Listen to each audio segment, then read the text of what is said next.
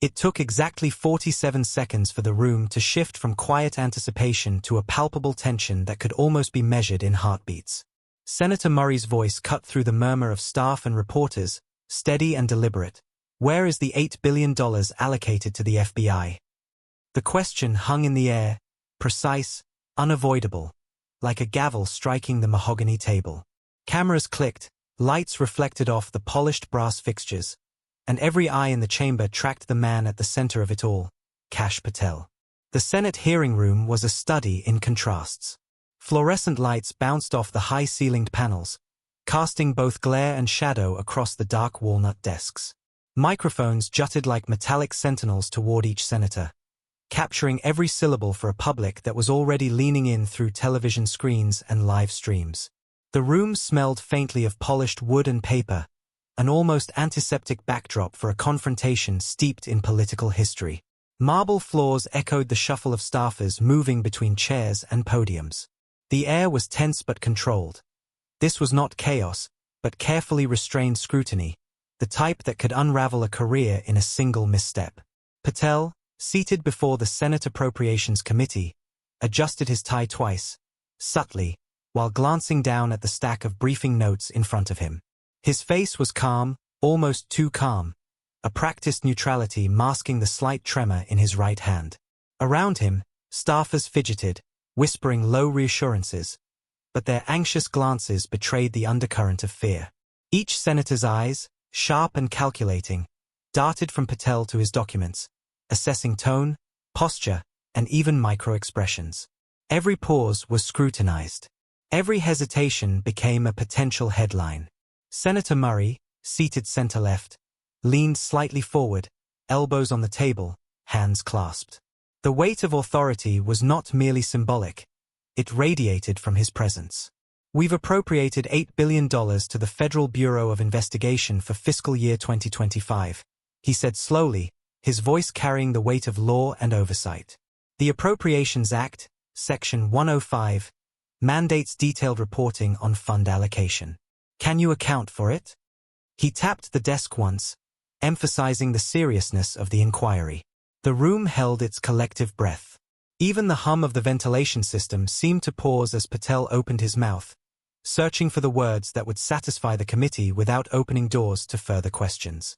For a moment, time itself felt suspended. Every camera flash, every scribbled note, every shifted glance was magnified, hyperreal. The audience, both present and virtual, could almost feel the tension as though it had mass and volume. Across the room, the clerks and aides were meticulously arranging folders, silently signaling which documents would be referenced first.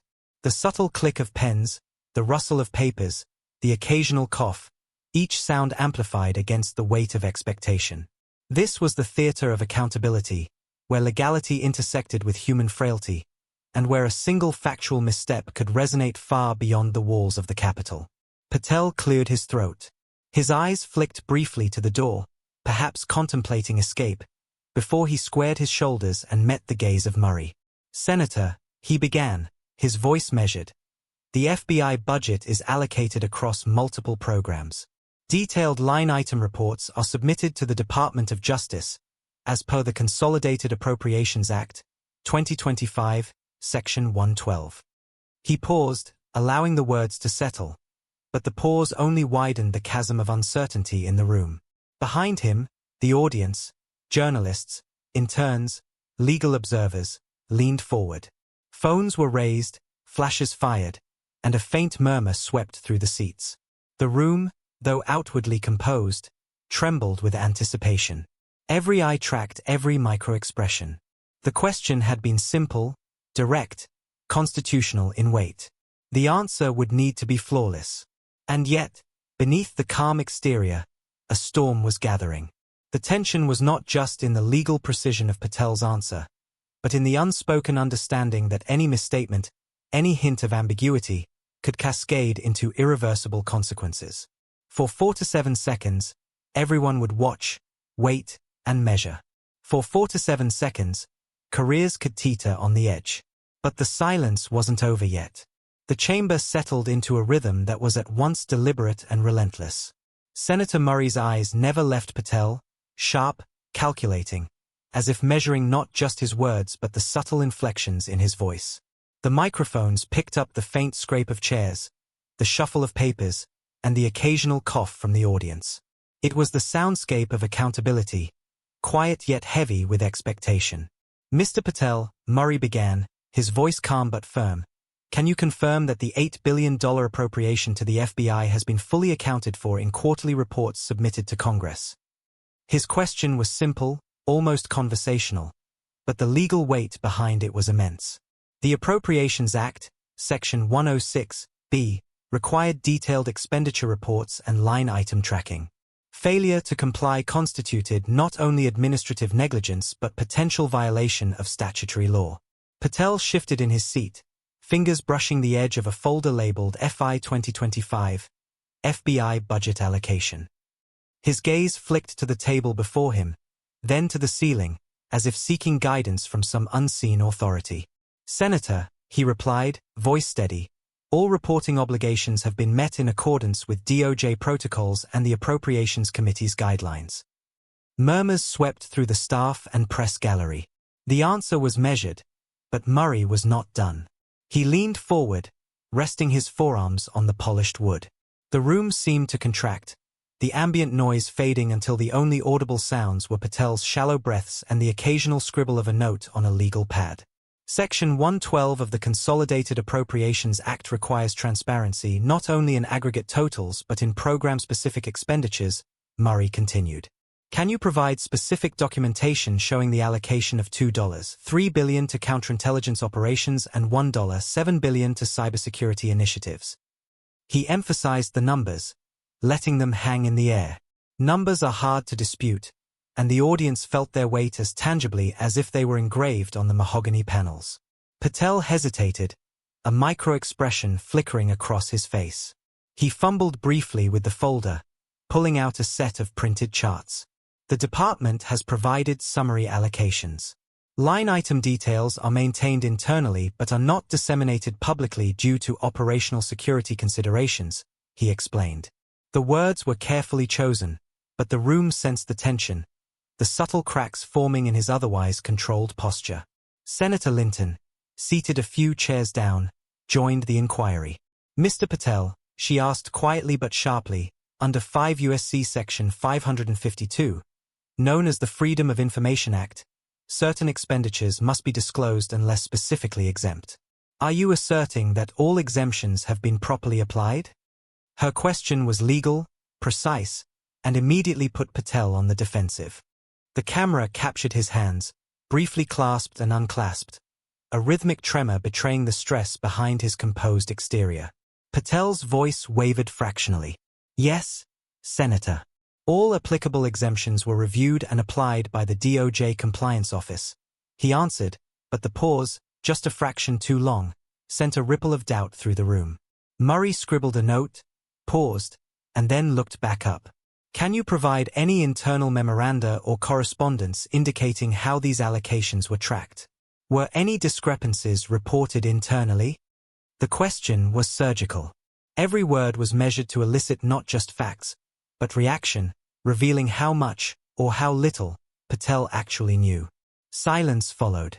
Even the subtle hum of the overhead lights seemed magnified. The audience leaned forward instinctively. Camera flashes punctuated the tension like brief lightning strikes, illuminating Patel's face in stark relief. He cleared his throat and shuffled papers again. His voice, though steady, carried a fragile edge. "The internal memos are classified and were circulated only among senior DOJ officials." Murray nodded slowly, almost imperceptibly. He allowed the silence to stretch, letting it become almost tangible. Each second added weight, building suspense not for theatrics but for legal consequence. Every observer understood that in such a precise and tightly governed process, hesitation could be as damning as admission. A brief cough from the gallery reminded everyone of the human dimension in this political theater. Paper rustled, pens scratched, and the faint click of a camera shutter punctuated the room's tense rhythm. Patel's hands trembled slightly as he adjusted his notes, the first visible sign of internal pressure. The initial calm questioning had begun to expose fissures.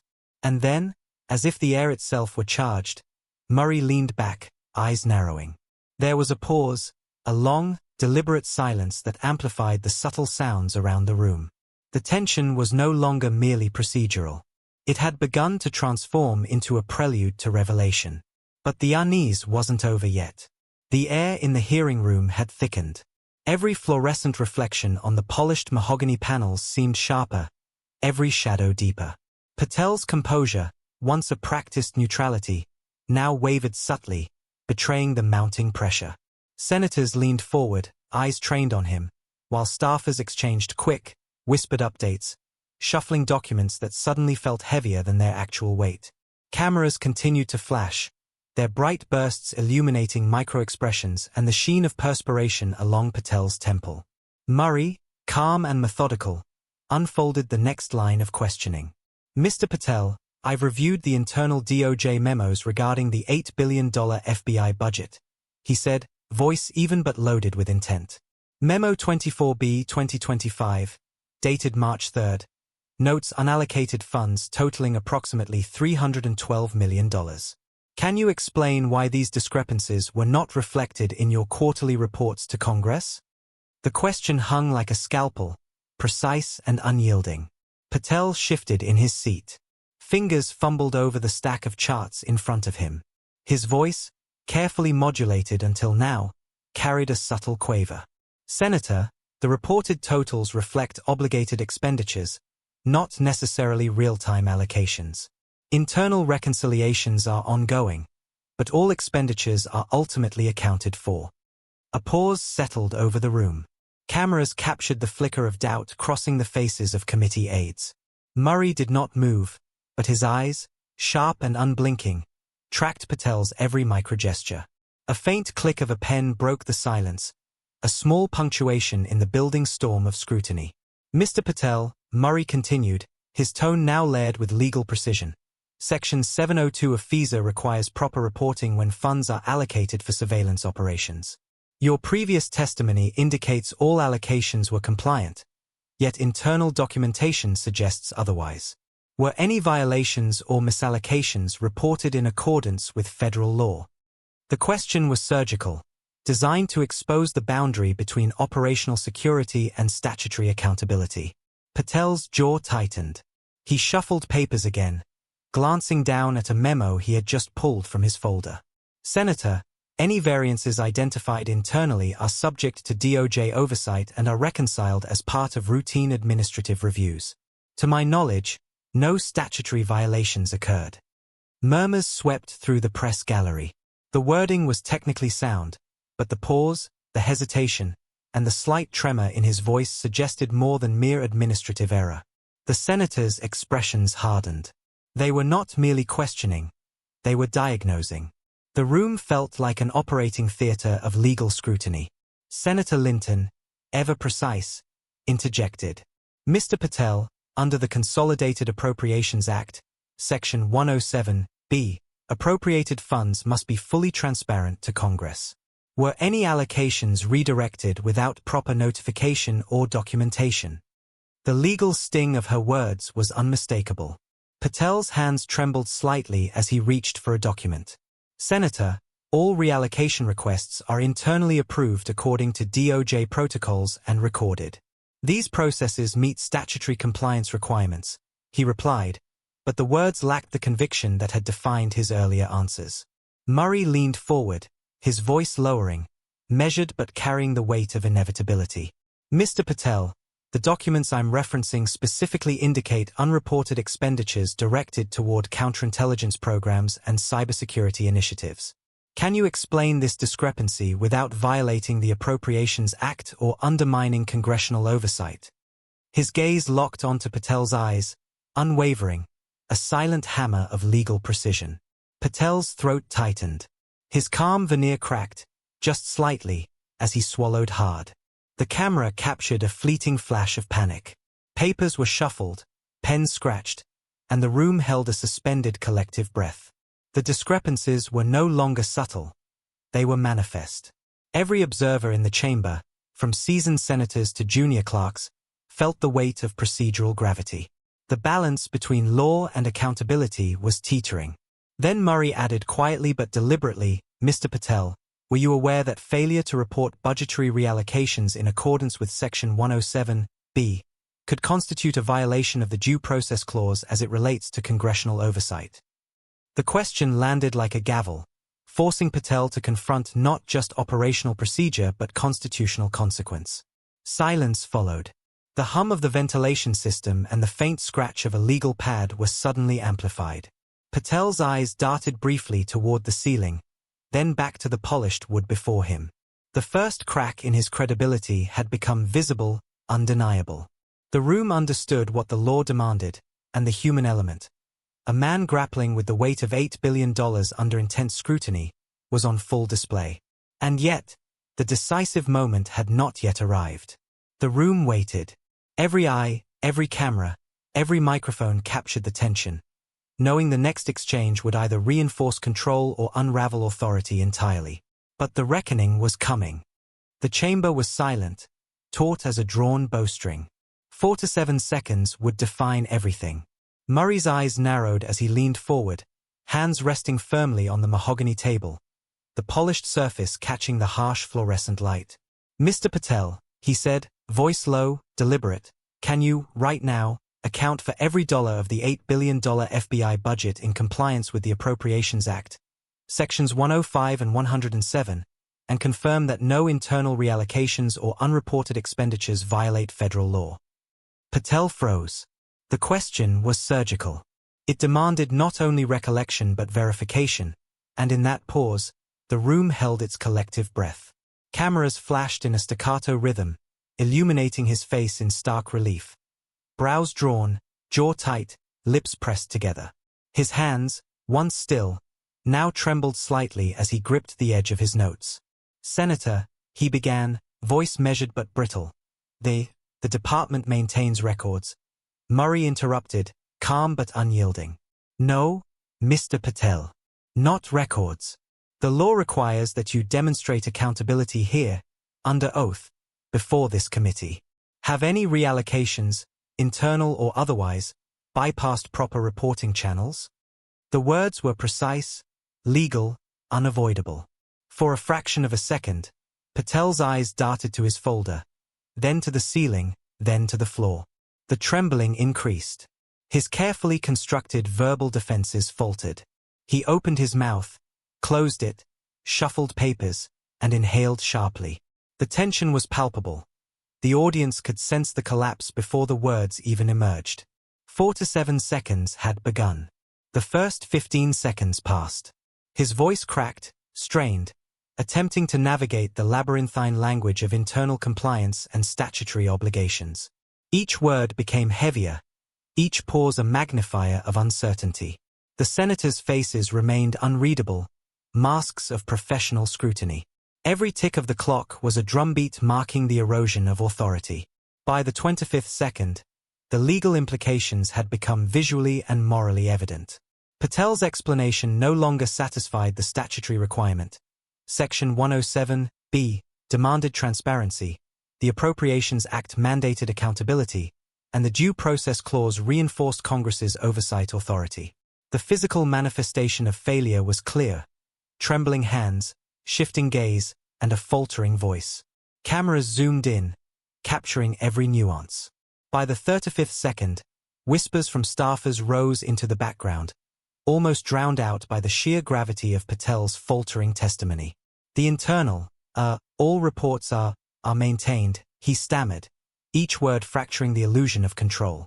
The constitutional stakes, the potential violation of congressional oversight and statutory obligations, loomed over him like a shadow. At 45 seconds, Murray's pen tapped the table softly, almost imperceptibly, but it punctuated the room's silent judgment. The committee's collective gaze was unwavering. Even the stenographers paused, pens hovering, capturing a failure that was as procedural as it was human. And then, at 4 to 7 seconds, it happened. The collapse was complete. Patel's voice broke entirely, the legal veneer shattered. I cannot provide that level of immediate verification," he admitted, every word ringing like a gavel.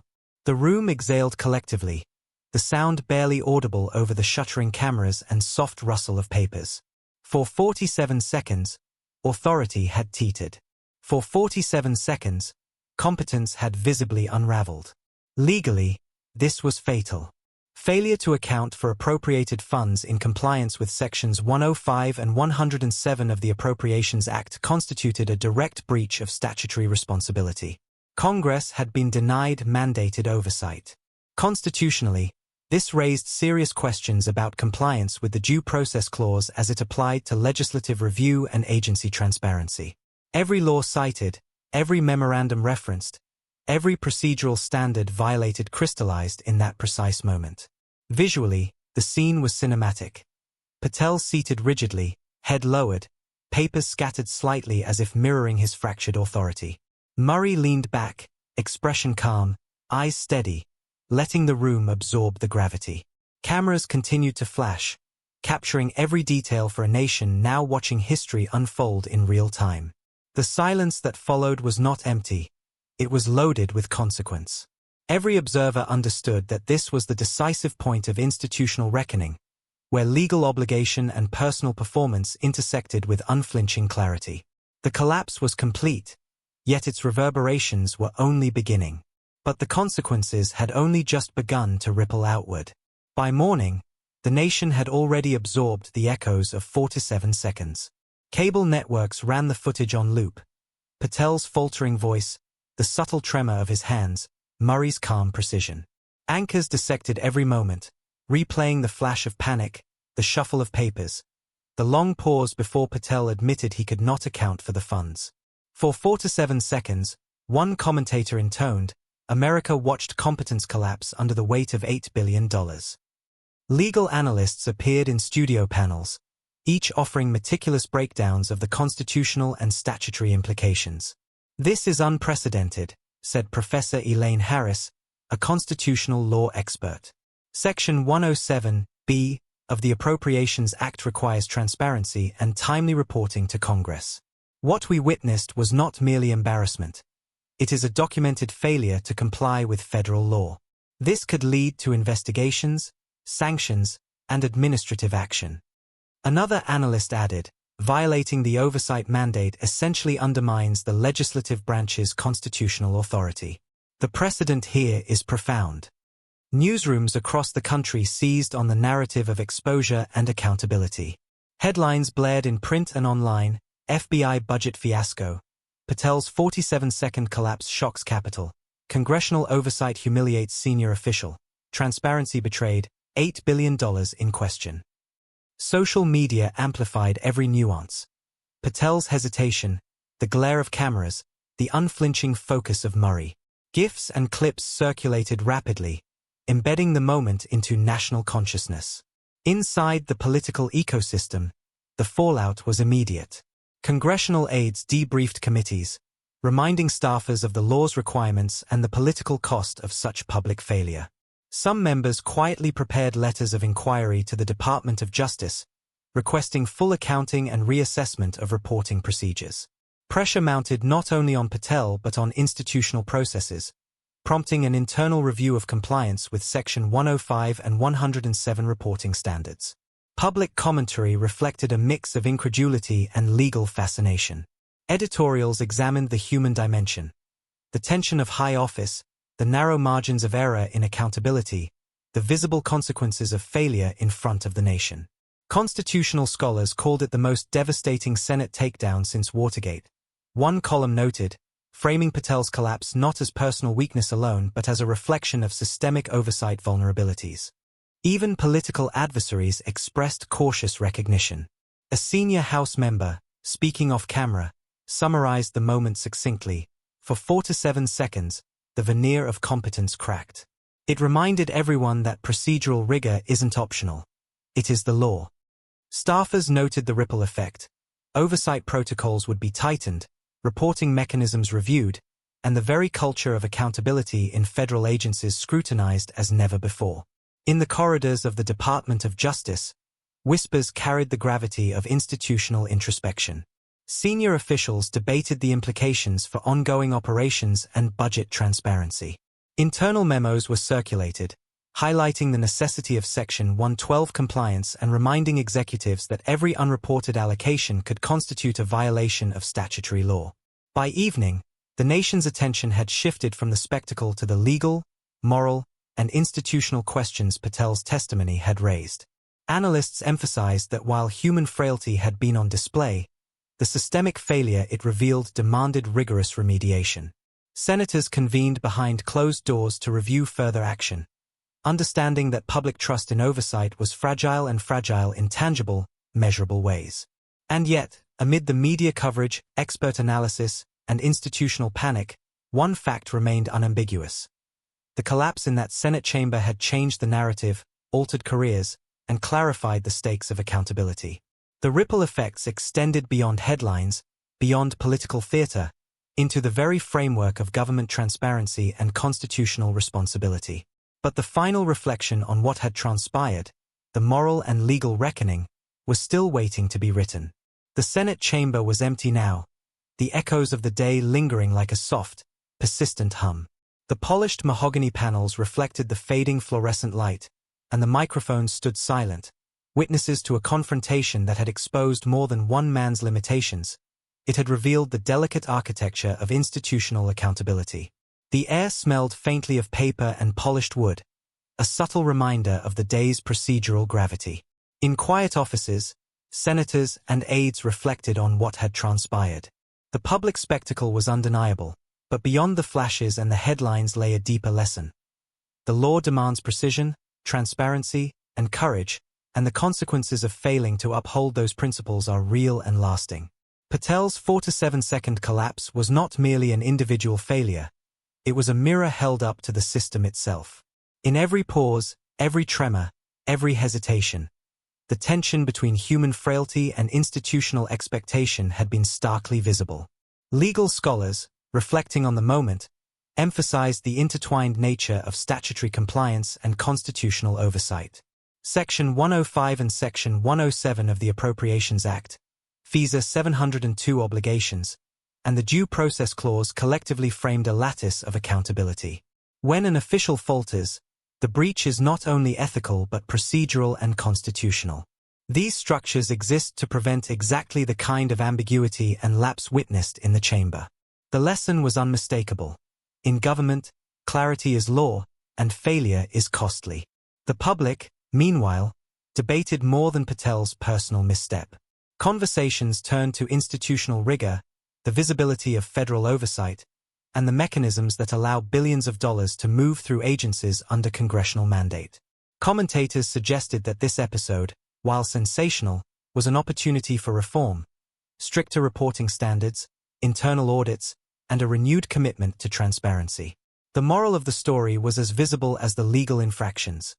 Accountability is both human and structural, and neglecting either invites collapse. In private reflections, senators acknowledged the humanity in the moment. Patel's visible tension, his trembling hands, and faltering voice reminded even the most stoic of the immense pressures inherent in positions of authority. Yet, empathy did not erase obligation. Institutions demand adherence to law, morality demands integrity, and the public demands transparency. One without the other is insufficient. The final measure of the day was quiet but profound. No gavel struck, no formal statement was made in this reflective hour. Instead, the consequences whispered through the marble hallways, lingered in staff briefings, and etched themselves into public memory. Careers, trust, and reputations had shifted in ways both immediate and enduring. And in the midst of that stillness, one truth crystallized. Washington does not merely punish ignorance, it replaces it. Some careers end in scandal, others in silence. Yet every failure serves as a lesson. The law is precise, oversight is non-negotiable, and the eyes of the nation are always watching. Patel's collapse was complete. The cameras no longer flashed, the senators had departed, and the chamber was quiet.